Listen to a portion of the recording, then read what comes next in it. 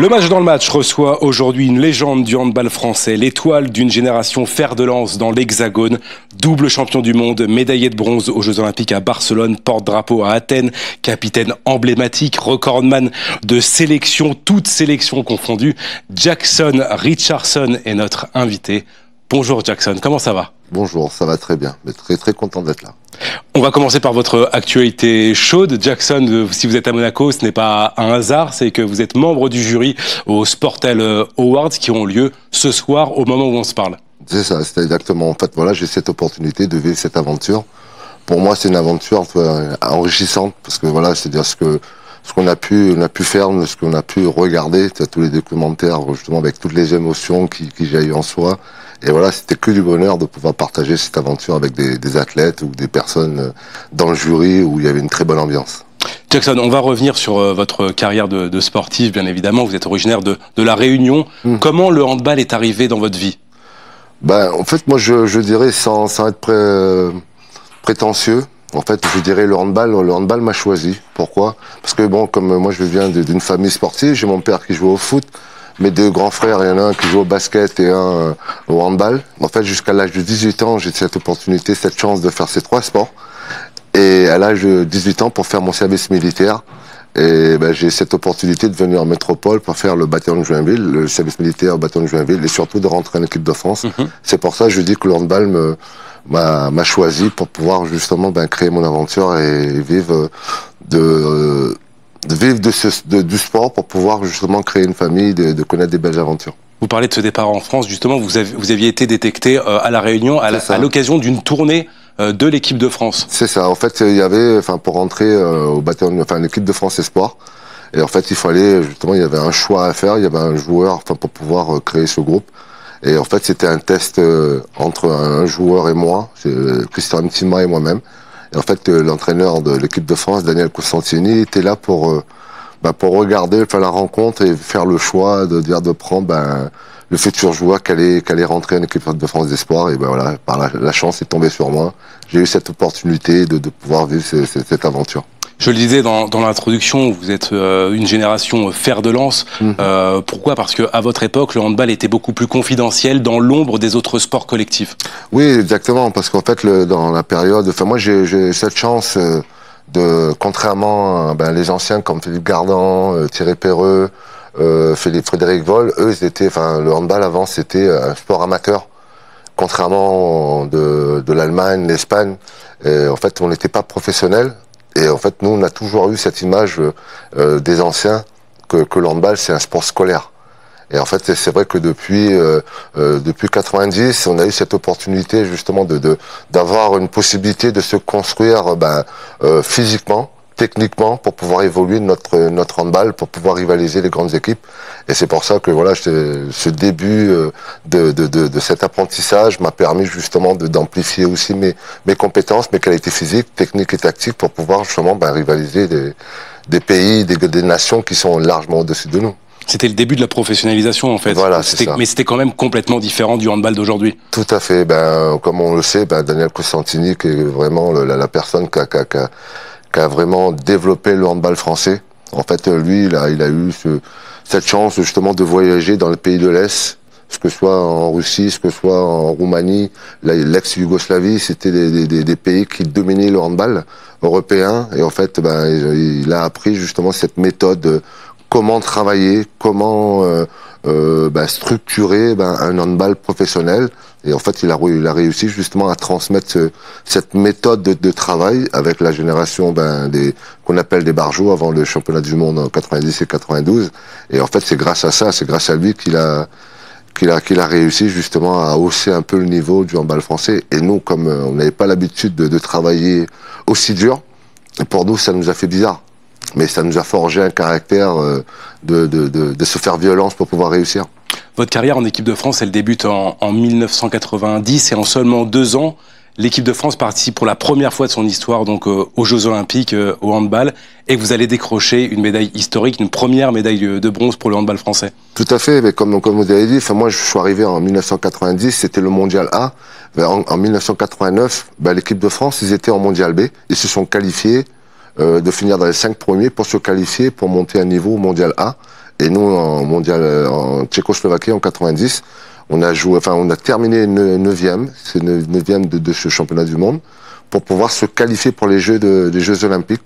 Et fait que voilà, enfin, en 92, on a eu cette opportunité de vivre l'aventure des Jeux Olympiques. C'est là que l'histoire du handball français avec Costantini qui nous a fait un programme, on va dire pendant 2 mois de préparation à se faire violence pour pouvoir rivaliser les grandes équipes. Et c'est à Barcelone qu'on a réussi à écrire notre histoire. On était un peu le petit poussé qui débarque dans une compétition aussi importante et aussi fort. Et en fait, on a réussi même à nous surprendre justement dans notre évolution, parce que nous, on avait ce côté de dire, voilà, on est là, on va s'amuser, mais on va surtout se donner les moyens de pouvoir exister. En fait, la concrétisation de cet état d'esprit nous a permis justement d'atteindre un niveau qu'on s'attendait pas, quoi. Vous en gardez quel souvenir de cette médaille de bronze? Pour moi, c'est l'un des plus beaux souvenirs. Pourquoi? Parce que, comme on dit, c'est toujours comme dans tout, c'est dans la première fois qu'on garde le plus de souvenirs. C'est notre première médaille, premier podium. Et c'est là où on s'est dit, tiens, en fait, en travaillant, en se donnant les moyens de pouvoir rêver et de pouvoir atteindre notre objectif. Et là, quand on arrive, quand on est le premier Jeux Olympiques, on n'a pas l'habitude. Comme on dit, on est comme des enfants dans un bac à sable. On découvre, on va voir des petites gymnastes, des basketteurs qui font 2 mètres, et des personnes qui font de l'haltérophilie, qui font 130 kilos, tout ça. Et je me dis, ouais, en fait, ça vaut le coup justement de pouvoir dire, de sortir de son canapé et de passer dans la télé, quoi. Cette première médaille de bronze vous a valu le premier surnom de l'histoire de l'équipe de France. Vous étiez surnommé les bronzés, mais celui que tout le monde connaît le plus, évidemment, c'était les Barjots, après cette première finale des mondiaux que vous avez l'occasion de disputer. Pourquoi les Barjots? Pourquoi les Barjots? Parce qu'en fait, c'était un interview du capitaine de Philippe Gardan, qui était Philippe Gardan. En fait, il y a une journaliste qui lui avait posé la question, quel est l'état d'esprit de cette équipe? Et en fait, lui, il a dit, tu vois, sans réfléchir, en fait, on est tous des Barjots, quoi. Mais dans le sens, on est tous des Barjots dans le sens à vouloir dire, voilà, en fait, on a ce grain de folie. On est capable justement de passer de nulle part, de partout, pour pouvoir se donner les moyens justement de pouvoir se réaliser. En fait, cet état d'esprit de dire, voilà, un pour tous pour un. Une personne ne pourra pas briller sans ses partenaires. Et c'est ça qui reflète notre état d'esprit de Barjot. Et puis en 1995, vous écrivez là, cette fois-ci, définitivement l'histoire du handball français avec ce premier titre au championnat du monde. C'était en Islande, il me semble. C'est ça. C'est magnifique. Là. Ah oui, c'est magnifique parce qu'en fait, pour revenir un peu, en faisant une marche arrière, parce qu'en 92, les journalistes, nous, on a découvert le monde des journalistes, de dire voilà, d'avoir déjà 5-6 journalistes qui nous posent des questions, tout ça, pour nous, c'était énorme. Et à chaque fois, on nous disait, est-ce que vous allez avoir la capacité, est-ce que c'était un hasard, est-ce que vous avez toujours la capacité de pouvoir renouveler cette performance? Et en 93, au championnat du monde, on fait médaille d'argent. Et nous, on s'est dit, tiens, pourquoi pas aller chercher encore plus haut notre objectif, parce qu'on commençait à vouloir voir plus grand. Et on s'est dit, tiens, ce serait top de dire, voilà, de faire mieux qu'en 93. Vous étiez poussé par les médias? Ouais, on avait un peu plus de médias, mais pour nous, c'était nouveau, voilà. Et on était contents, même s'il y en avait 10, 5. Mais voilà, on était satisfaits parce que c'est un domaine qu'on n'avait pas forcément l'habitude. Mais voilà, et c'est ça qui nous a permis justement d'écrire notre histoire, parce qu'on avait toujours envie de toujours à chaque fois, beaucoup moins maintenant, mais on avait toujours envie, et notre devoir c'était de prouver pour pouvoir exister. Et en fait, dans cette démarche-là, en fait, à chaque fois, on se dit, on restait pas sur notre perf passé. On devait justement renouveler, et c'est pour ça la nouvelle génération, ils ont cette méthode de fonctionnement de dire, voilà, en fait, il faut toujours gagner pour que le handball soit à la hauteur d'autres sports qui peut être le foot, qui peut être le tennis, le basket. Et voilà, nous, on a besoin de faire des résultats pour pouvoir voir cette reconnaissance qu'on le mérite. Quand vous gagnez ce titre mondial dans l'équipe, vous aviez conscience de ce que vous veniez de réaliser? Moi, personnellement, non. Personnellement, parce qu'en fait, moi, on m'a toujours dit, je suis une bombe à retardement.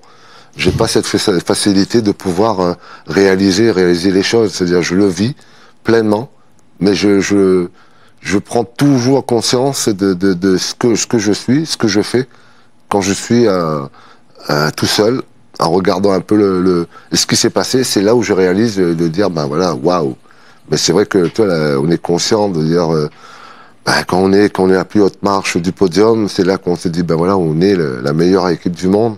Et c'est là que tu dis, ouais, ça vaut le coup justement de faire des sacrifices en mettant du plaisir et de se faire violence pendant la préparation, parce qu'on regarde toujours le résultat pendant l'événement, mais on regarde moins les sacrifices qu'il faut faire. À chaque fois, nous, notre façon de fonctionner, mais on se tapait dessus, parce qu'avec la fatigue, les douleurs, mais on se tapait dessus, on avait des crises de colère, mais en fait, c'est ça qui crée cette union, parce que voilà, on se dit, voilà, on se tape dessus, on sait pourquoi on s'est tapé dessus, mais en fait, on met de suite de côté notre ego, et en fait, on met surtout notre ego pour l'intérêt collectif et pas forcément individuel.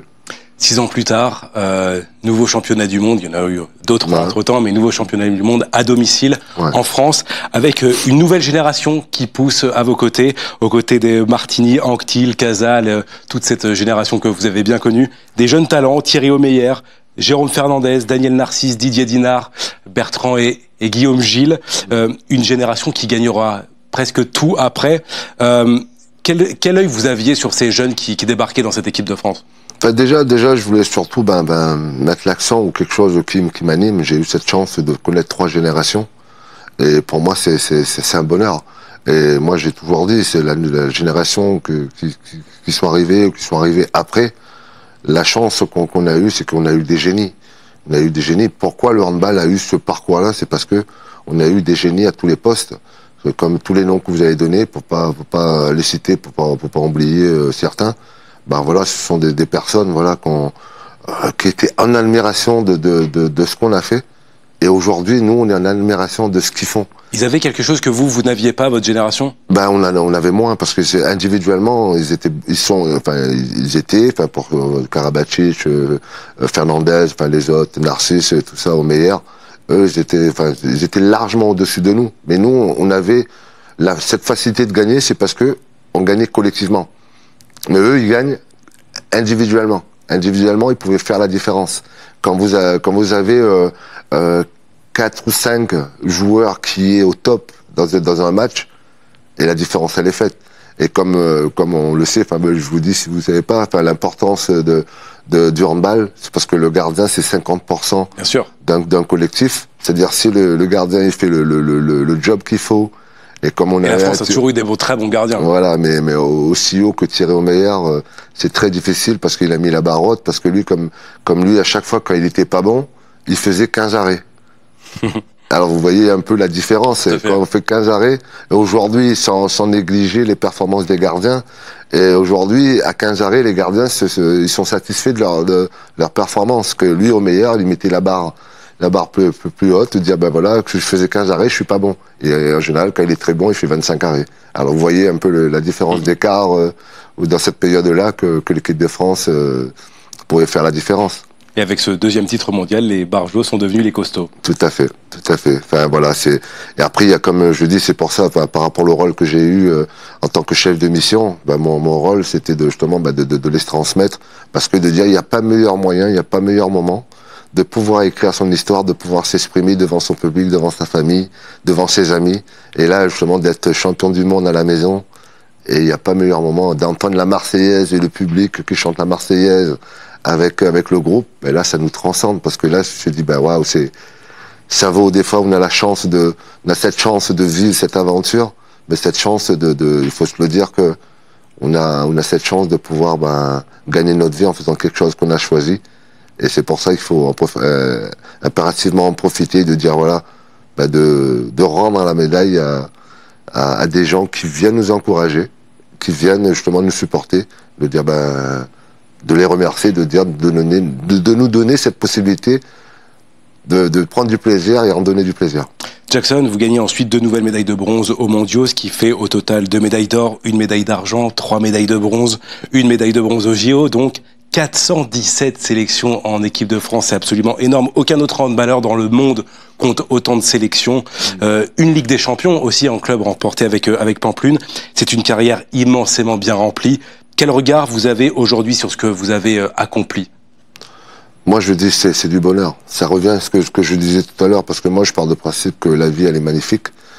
Moi, j'ai eu cette chance de connaître, de jouer dans 3 pays différents. J'ai eu cette chance de connaître 3 générations. Et j'ai surtout cette chance d'avoir fait quelque chose de mon métier et d'être dans la transmission avec mon fils, la transmission avec la nouvelle génération, de dire voilà, en fait, j'étais gâté par la vie, parce que j'ai eu la chance de faire 20 ans de carrière. Comme vous dites, j'ai eu la chance de faire 417 sélections parce que j'ai pas eu des grosses blessures. Et ça, comme on le sait, c'est l'ennemi numéro 1 des sportifs. Et j'ai eu cette chance aussi de dire que j'ai pas été écarté par un entraîneur, de dire voilà que je serais plus sélectionné. Et j'ai eu cette chance aussi de pouvoir dire d'aller jusqu'au bout de ce que je voulais. Aujourd'hui, j'ai cette facilité de dire voilà je suis pas en manque, parce que ça c'est le problème des sportifs. De dire voilà de pas aller jusqu'au bout et de dire il y a un manque de certaines choses que j'ai pas abouti, et vous allez dire que j'ai que de la chance. Et cette chance-là, je l'ai provoquée. Et vous avez cette fierté aussi d'avoir porté le drapeau français aux Jeux Olympiques à Athènes en 2015. On a reçu beaucoup de porte-drapeaux monégasques ici pendant les Jeux Olympiques. Ils nous ont tous dit c'est une énorme fierté, c'est un des plus grands moments vécus pour un sportif. Bien sûr, parce qu'en fait, pour vivre cette aventure, je me rappelle, parce qu'avant, on donnait le 100-1. Enfin, et moi, c'était David Douillet qui m'avait remis le drapeau. Il m'a parlé à l'oreille, il m'a dit tu vas vivre quelque chose de magique, mais tu vas même pas t'en rendre compte d'avoir cette délégation derrière. Déjà, c'est un waouh, ce grand monsieur qui passe le drapeau, qui fait passer ce message-là à l'oreille. Déjà, ça met même beaucoup de pression. Et juste après, le ministre des Sports, c'était Guy Dru, et lui, il me dit t'as de la chance de vivre cet événement. Mon rêve, ça aurait été porte-drapeau de la délégation française. Et là, double pression.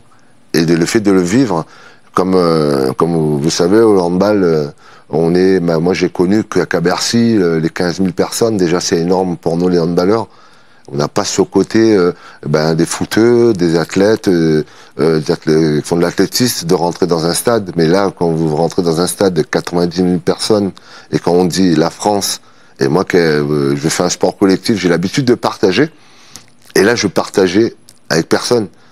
Et vous allez me dire c'est débile, mais en fait je parlais avec mon drapeau, pour pouvoir dire voilà, waouh, c'est beau, c'est magnifique, et c'est ça qui est grandiose. Un petit mot rapidement sur Melvin Jackson, qui lui n'a pas encore de titre mondial, mais qui a un titre olympique. C'est une fierté pour un papa d'avoir un fils qui suit ses propres traces. Ouais, bien sûr, on est maman ou papa, on est toujours fiers de nos enfants. On a envie que nos enfants réussissent et trouvent leur chemin de vie. Mais voilà, en fait, moi je suis fier de mon fils. Pourquoi? Parce qu'il a réussi à me donner ce que moi j'ai pas eu. Parce que je me rappelle en 2008, il y a un journaliste qui m'a posé la question pour le jeu de Pékin. Il m'a dit est-ce que je regrette de pas avoir été médaillé olympique, enfin champion olympique? Je lui dis ouais, bien sûr, c'est un regret qu'on est compétiteur. On a toujours envie de vouloir le Graal, quoi. Et lui, il avait 12 ans, il était à côté de moi pendant cette interview, et en fait, il m'a pris le bras, il m'a dit ouais, papa, t'inquiète. Un jour, je gagnerai cette médaille d'or. Et en fait, là, justement, avec sa médaille, et en fait, son premier mot, c'était, voilà, papa, je l'ai eu pour toi. Et ça, voilà, on ne peut pas être plus fier que ce que nos enfants nous procurent. Pour finir, Jackson, avec la fin de carrière de Nicolas Karabatic, maintenant, c'est une nouvelle génération encore qui se termine pour l'équipe de France. Comment vous voyez l'avenir du handball français?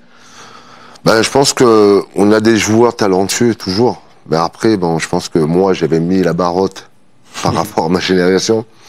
Et Nico, il a réussi justement à mettre encore plus haute encore. Mais je pense que la nouvelle génération, ça va être encore plus dur de pouvoir refaire ce que ce monsieur a fait, parce que pour moi, c'est un grand monsieur. C'est une personne qui vit pour les autres. C'est une personne qui a pris le relais de dire voilà, de promouvoir le handball. mais à travers de son parcours, il a réussi à transmettre aussi cette légende à la nouvelle génération, et j'espère à continuer justement à porter haut et fort les résultats du handball français. Merci beaucoup Jackson Richardson d'avoir répondu à l'invitation du match dans le match. On vous souhaite plein de bonnes choses, et puis plein de bonnes choses aussi à Melvin. De nombreux titres encore pour lui, pour compléter la grande armoire de trophées des Richardson. Merci, plein de bonnes choses à vous aussi alors. Merci à toutes et à tous pour votre fidélité. Le sport revient très vite sur TV Monaco. Bonne soirée.